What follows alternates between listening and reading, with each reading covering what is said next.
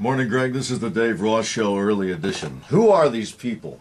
The suspects accused of murdering Jim Sanders in front of his family, April 28th.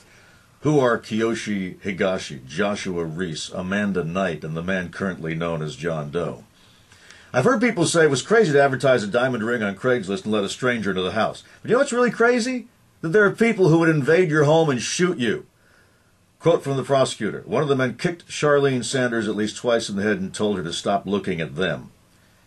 At this point, Jim Sanders, who's been zip-tied, sees his wife getting kicked. He wants to stop it. Quote, one of the gunmen started hitting James Sanders in the head with a gun, and the 14-year-old tried to intervene. The gunman then pistol-whipped the child.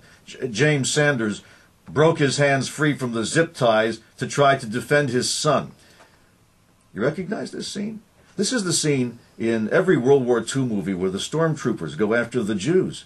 Quote, the gunman shot James Sanders 3 times. The intruders took Charlene Sanders' wedding ring off her finger. Unquote. Suspect Kiyoshi Higashi is quoted as saying it wasn't supposed to go that way. Of course not. You expect that your gun makes you all-powerful so that you can beat up the mother and the child in front of the father, and he's supposed to just watch. That's who these people are. They target someone who is fundamentally trusting and then use that trust against them.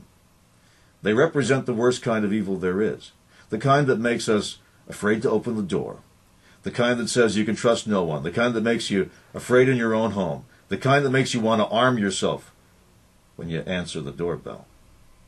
This is not just a crime against one family, which is why it's time to make an example of these culprits and anybody who would try to protect them, including whoever is hiding a certain Mr. John Doe.